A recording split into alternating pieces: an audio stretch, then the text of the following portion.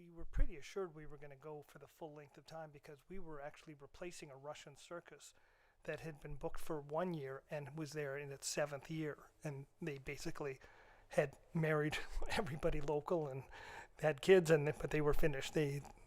Their run was, they were done. And so it was perfect for us. It was a wonderful 7,000 seat venue, and it basically would have sold out every single show, 2 shows a day, 6 days, some days, sometimes some weeks, 7 days a week.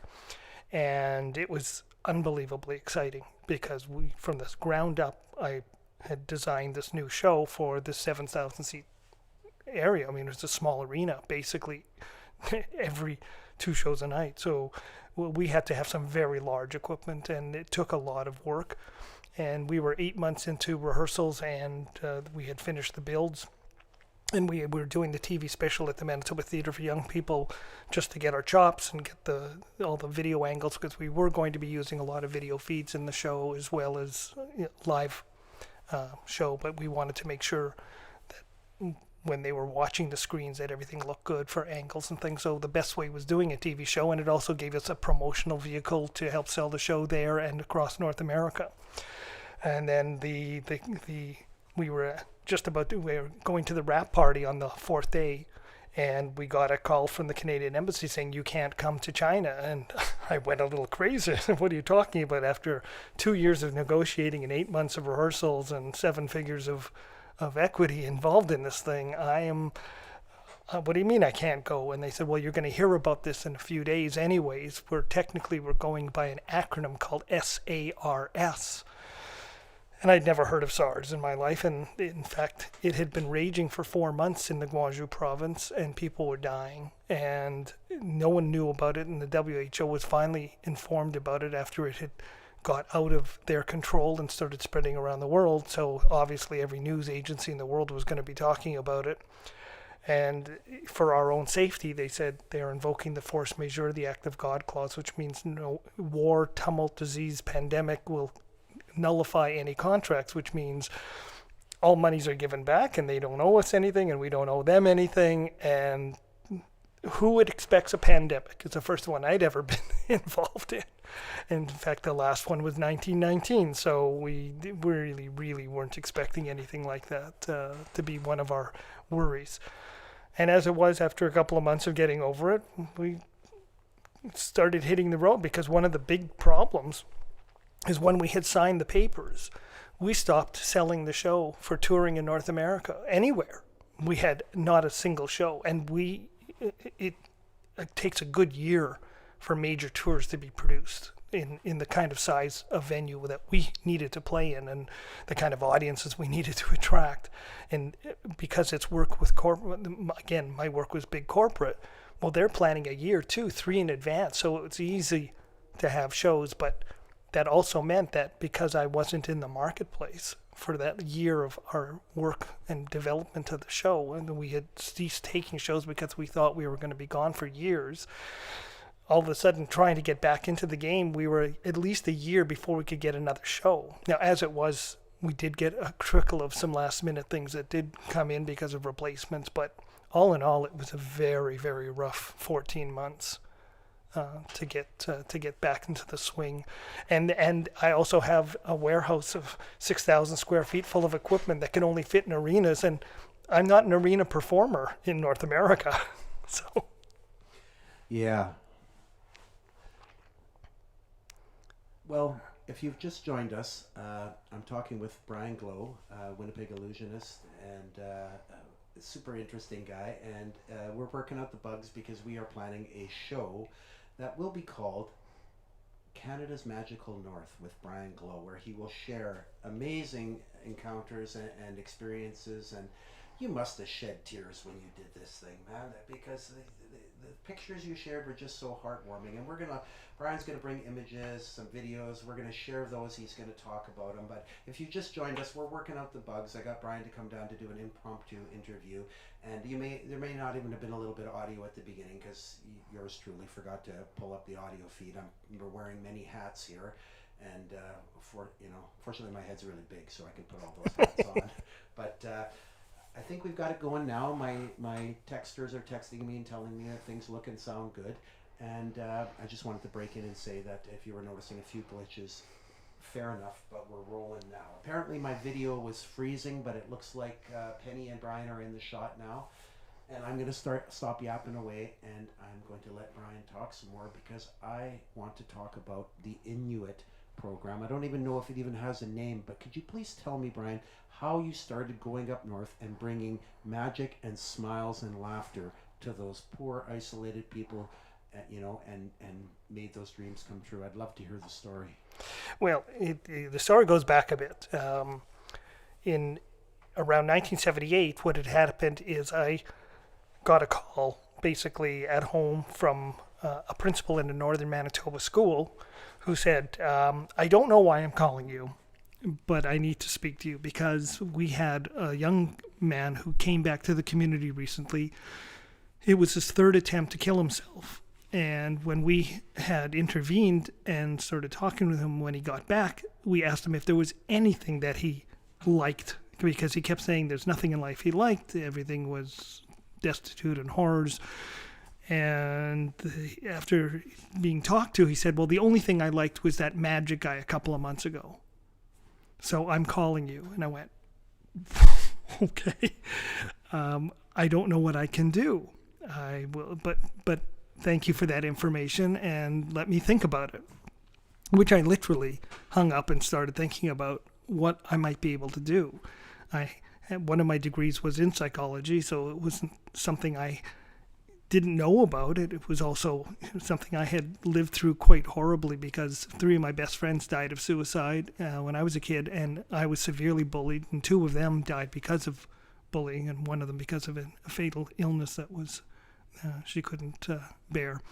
But so I had lived through some of those depressions. I had many, many, many talks with them, not knowing that they were going to kill themselves. But it was horrible to me. I was not suicidal, despite having been so severely bullied in school, and I almost lost my life twice, in fact, because of that.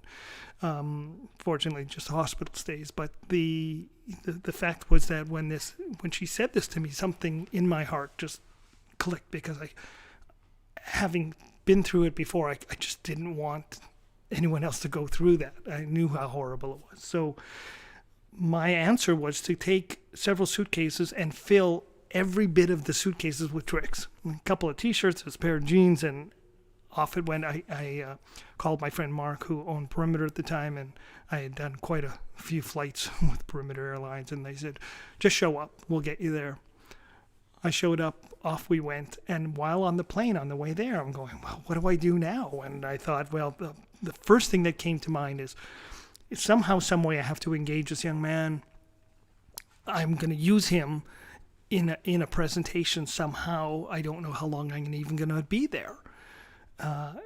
And when I landed, I'm talking to the principal, and I, on the spot, came up with this formulation of a plan that I was going to do tricks in classrooms as opposed to one big show. I will go from classroom to classroom to classroom, and I will do tricks with math and geography and science and history, because when I started magic back in the 60s, my first book was a book called Magic of the World. It was written in 1965 when I started, and 66 was my first show. And every trick in that book was my first show. And each trick, it was a kid's book, was from a different country. So there were tricks from China, from Europe, even from North American indigenous tricks. It was wonderful. They were quite simple, but incredibly good tricks. And there are still tricks in that book I do today. That's how good they are, because it doesn't matter how simple something is, it's all about presentation. So I had quite a bit of experience doing science fairs and other things, and I would take this knowledge and use these tricks and make it an educational magic.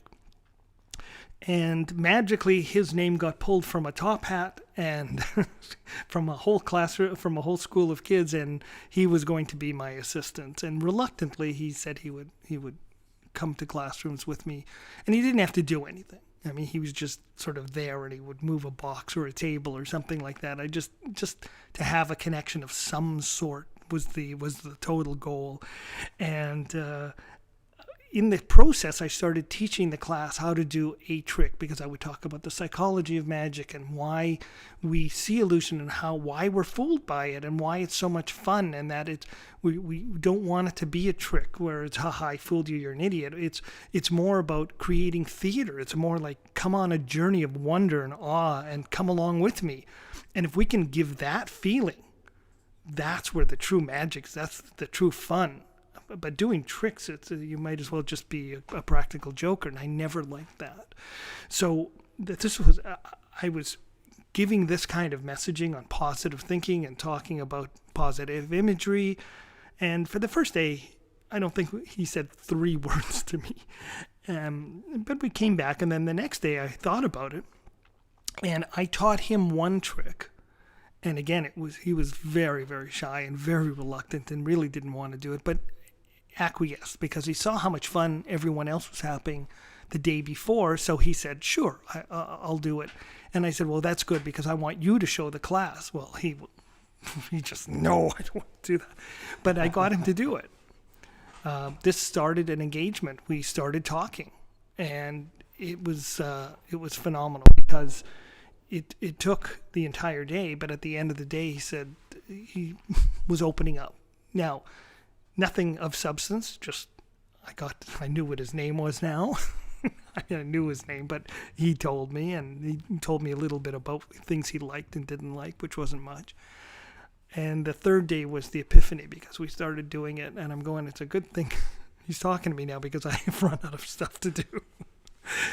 At the end of the day, he said, can I talk to you? And I said, sure. And we went into the teacher staff room. Everyone had basically left. And he opened up, and for about 3.5, 4 hours straight, he talked. And we were both crying by this point. And when he went home, the first thing I did was went next door to where the principal lived and sat down with her. And I'm not bound by anything. I'm not a psychiatrist. I am not a therapist. I was just there as a concerned person. And I basically told her what had happened. And that night he was whisked away by the RCMP, and basically that saved his life, not from himself taking his own life, but by others, and there were arrests. You saved his life, Brian. He saved his own. I mean, it was that he could open up finally. It was a horror story. I kept in touch with him for about 15 years. He became a drug and alcohol counselor in other communities, and he's got a family, and I've lost touch with him now, but that was a long time, and that was sort of the path. And then a few years later, I started developing something quite serious along those lines. 12 years ago, I got some idiot thought in my head that I wanted to go to the North Pole. I'd been to 45 other countries in the world, and I was exploring every part of Canada, except I had not been through the Arctic. I'd been to Yellowknife a couple of times and a few other, but I thought, I want to go really north. And I hate the cold. Yeah, I know that. But this was an opportunity, and I wrote a bunch of proposals about some things I thought might be of use. And based on over 100 First Nation communities that I had been to in the past throughout Canada, from coast to coast to coast, as well as in the U.S. And I was lucky enough to have a few hundred testimonials that I could give to them, and it was pretty good, because I had stuff from teachers and principals and kids, and so from different communities they had multiple recommendations, so that was wonderful. It ended up I started doing a tour in Nunavut, and I got some sponsorship from an airline to get me up, because that was one of the greatest expenses, and got the communities to put me up. And I just went to schools and started talking about positive role modeling and imaging and what happened to me and anti-bullying. But not just the story. I wanted to give them something useful, that they walked out of a conversation that I would have with them, and they could have some kind of useful tool. One of my reluctance in even doing a lot of this was just, I hear people talking about this all the time with no solutions. Just talk, be nice, use the golden rule, and that's fantastic. It's probably one of the best tools ever, is treat people the way you want to be treated. You can't get any simpler than that, and that is the focus of everything I talk about. But it's not a solution. I rely more on teaching resiliency techniques of how to talk to people and how to talk to bullies and how to react, and or rather not react, and how that can save your life and truly save your life, because things, unlike in many other communities, can be very well, it's life and death. It's Yes. not just pushing around and yelling words. No, absolutely not. Yeah. It's some of the highest suicide rate in the world is in the Arctic. So And so many fewer resources to turn to. It's not like you can run to the guidance counselor or, that just doesn't exist. No. I mean, if you can't get out of the community, which they can't, the airfare's too expensive. There's no connection to anyone else in other communities. They say, why don't you leave? Well, you can't. There's too much poverty. There's too much lack of education. Too much lack of resources. There's lack of health resources like psych services. Try and get a psychiatrist into a remote community of 80 people. It's not going to happen. It's not going to happen. No. Yeah, the North, to me, I'm 60 years old and I know nothing of the North. I've never really been up there. I'm really happy that both my sons went through the cadet program and got to go up to Nunavut and see the North, Yeah. But I'm really hoping through the series of shows that we do that I will be able to learn a lot more and share some of your experiences. We got hundreds of stories now. That's, and I do mean hundreds. That's fantastic, because we're building a giant Inuit art center here. Everybody's so hyped up about it. Why would we not want to know more, It's a fabulous story. And I mean, you got to remember, these people were nomadic for 6,000 years before they were ever settled in communities, which was not their idea. No, definitely not their idea at all. So what can we look forward to in the shows to come coming up, like in terms of visuals and videos that you would share with us? Well, we've got live video of shows because not only did I do the anti-bullying and suicide awareness work, I also was doing full-out comedy magic shows. And just recently, before COVID, I had finished doing 14 communities straight for 2.5 months in Nunavik, which is in northern Quebec. And the 14 communities there were incredible hosts to me, and got a chance to see a different side of Canada, because there are 4 distinct areas of the Arctic, and there's the Yukon, Northwest Territories, Nunavut, and Nunavik. And people don't even know about Nunavik. I mean, it's northern Quebec, but it's truly its own Inuit territory through the James Bay Agreement. And it's each culture, each community is different, and those 14 communities are different again. And then throughout Nunavut and Yukon and Northwest Territories, those are completely different too. You have more in Northwest Territories, the Dene, and you've got completely different cultures, many cultures. Do they interact at all? Oh, some do, sure, because a lot of them have many of the same family members, and Right. You have communities like Resolute Bay that got split from Grise Fiord. And I was lucky enough to finally get to Grise Fiord, which was the closest community in the world to the North Pole. Wow. And there's maybe 100 people there, and at any one time there's only maybe 70 in the community, because there's no grocery store. You have to, if you don't hunt and fish, it's pretty dire, and there's really not much around. I mean, they have little stores for tourists and stuff, but there's no hotel. There's one house where people can go and stay. Yeah. if you go. But people don't depend on Safeway up there. No, I had to bring my food from Resolute frozen in a plane, a little tiny, 4-seater to get up there, because planes up there are not for people. They're for goods and services. That's where the airlines make their money. So to get a seat on a plane is, you'd throw up if you know how much it costs to get one way. You could easily go to Bali. We need to do something about that, about the prohibitive cost of bringing the simple, basic decency of life to people up north, like I hear ridiculous stories of the prices of food and fresh vegetables if you can get them. Yeah, yeah. Well, shipping costs are egregious. I mean, fuel's expensive, and it's just you just don't have the numbers to justify. And frankly, when you're a monopoly, you, you don't have much to stop you from raising rates. Yeah. So, that I started this streaming studio because I have an inkling that we're going to be staying inside a lot more lately, and I know that you're working on your own little studio for the same reasons because it just makes sense, right? You can't go out and tour, No, and no, I'm developing entire virtual shows that can be completely interactive because of this amazing technology. yeah, We'll be able to do Zoom conferences with 1,000 people and still have them have coins and decks of cards and things in front of them, and I will tell them what to do, and we will make magic across the world. That is exciting. Yeah. A 102-inch TV up there with divided into 16 squares and like a Zoom thing, right?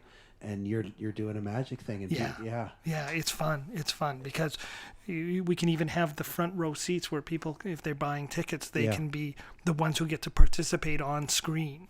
And everyone else can participate, but maybe we can't see them all because there's just limited, there's just limited real estate on a screen. But it is incredible, and it's so much fun to do. And coming up with new things is the most fun. It is a lot of fun, and I'm very, very pleased to have you here for this first one because not only are you a great person to interview and interesting to listen to, but you're an inventor, an entrepreneur, and you have lots of good creative ideas that can help me with my own platform here, my own venture with the streaming. I love helping people. I love coming up with interesting ideas, and I hear something, and my mind just goes, "Okay, you should try doing this." Yes. Well, that's it, right? It's and as I've often said, it's not what you do, it's what you attempt to do, right? That's What the doing is the most important. Talking about it means nothing. MacArthur always said, knowledge is power, but that's not true. It's use of knowledge is power. yes. And taking ideas and things that you've learned and putting them into action. Yeah. And because people talk, they love to talk. They do. But they don't like to do. Yeah. It's like it's just too much effort, and it takes such a little bit to do. You can change the world on a whim. I did. I haven't changed the world, but I've attempted to do something. Yeah, absolutely. And there's far many more unrealized ideas than there is good ideas, right? Because people just don't go for it, right? Well, we don't know what's a good idea until you try it. You might have this stupid harebrained thing, and Pet Rock was a stupid idea, Yes. but it made the guy millions. It's still a stupid idea. It's still a stupid idea. But okay. Yeah. The stuff I see on television just nauseates me, and at the same time, someone took the time to write it. Actors took the time to act it. Producers put money into it, and people watched it. So somewhere along the line, there were some good ideas there. Well, we're gaining viewers here, so maybe we should spice it up a bit. I'm not taking my shirt off. You'll throw up. Yeah. Well, the thing about a live stream is you can talk about absolutely anything. Oh, yeah. Anything you want to, and one thing that concerns us all is the current medical condition and the pandemic. I know I'm being a lot more cautious myself. You came here wearing a mask. Oh, yeah. I'm sitting 10 feet away from you, and Yep. trying not to breathe heavily in your direction. And your pop filter for your mic will be washed and sanitized with 100% isopropyl after you leave here. But it worries me a bit because at first it was a real hassle, and now I'm just caving into it, and it's all part of the new normal. And what I find a little disconcerting about that is how easily I can be pigeonholed and lemminged into, even though we all have our own thoughts about what's going on and what's happening. And we still kind of have to fall into line. Like my apartment block, for example, the lobby is a public space. There's signs everywhere. You know, I'm not going to be an idiot and go in there without a mask. What, you know, why would you do that, right?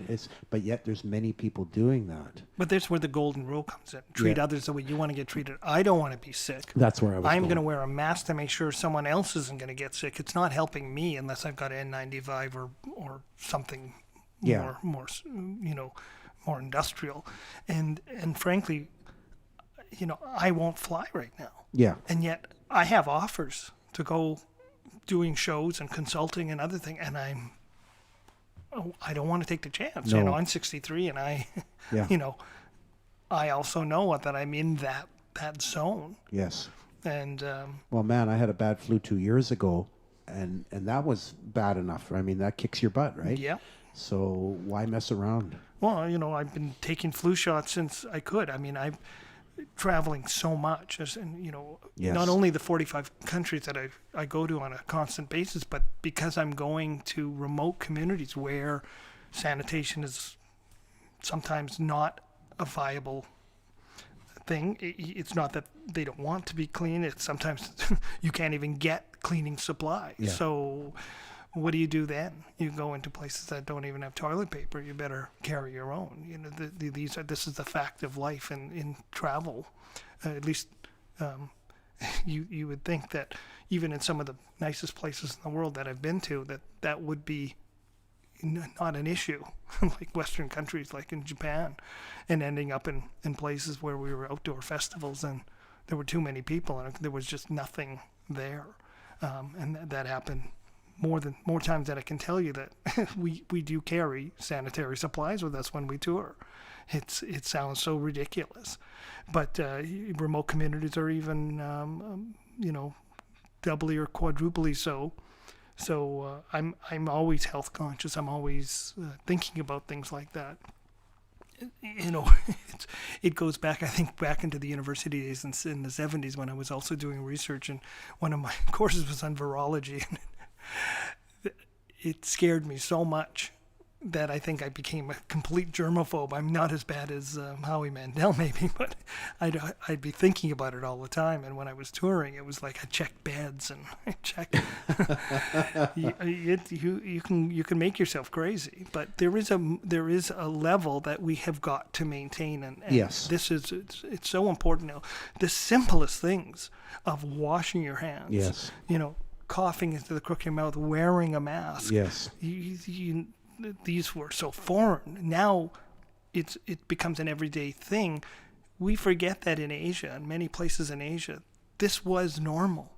Yeah. They do wear masks, and not just out of pride of not passing things on, but because they live in such close proximity, they know how fast disease spreads. Yes. And it's not just poorer areas, it's in some of the wealthiest places in the world. I learned many years ago that when I went to places like Singapore, you wore masks in the street and you weren't sick. It didn't denote anyone being sick. It meant you were being smart. Yes. And we're just waking up to that in North America. And that's a problem. Yeah, it is a problem because, you know, you have people who think they've politicized it. Yes. Especially down south, which is insane. Yeah. How do you a virus does not care what color you are, what age you are, what street you live on, what political stripe you are. It says, I'm going to kill you. Yep. Because that is my nature. That's it. I am a virus. Hear me roar. Yeah, hear me roar. Wow. Well, I think we're going to wrap it up, Brian. And I think we've tested the waters here quite nicely and changed a few camera angles, tested out the gear. You've seen the place that you're going to be... very impressed. Oh, you guys would love this place. Yeah, and Brian's going to call it home for several shows that will be entitled Canada's Magical North with Brian Glow, sharing the Inuit experience. And, you know, and that's not even touching on all the great anti-bullying thing and, you know, just kids who might have taken a different path in their life, a darker one, had they not seen a different way to be, or a different way of life, or what could happen. And my hat goes off to you for doing that, and taking that message up north. And obviously this was not a jumbo liner, first class, hotel room, 5-star thing. So this is a labor of love, and I know it. I absolutely know it. But the feeling that you must get from doing this, and even just one comment from a kid that of gratitude, never mind the multitudes of comments, and the elders from up north appreciating I what really you're doing. think it's more of a legacy for me. It's what can I leave in my path, and I don't want to just be known as a big illusionist, and that means nothing.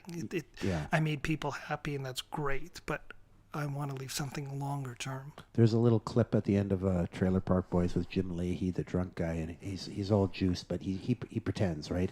And he looks at the camera, and they played this posthumously, or however you say that. Hummusly, is that Middle East? Or Hummus is very good. I like hummus. I love hummus. but he looks at the camera and he says, when you're gone, if you've left something meaningful behind, you're not quite so gone. Yeah.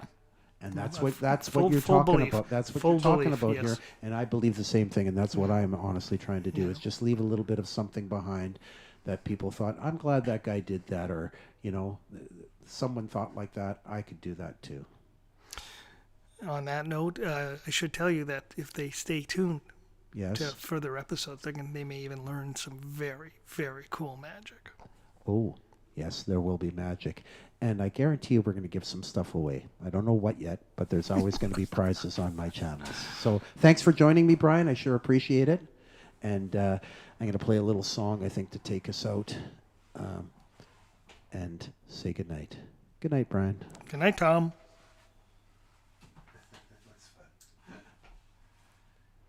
And now they can still hear us, and we're yelling stuff. Good night, Gracie.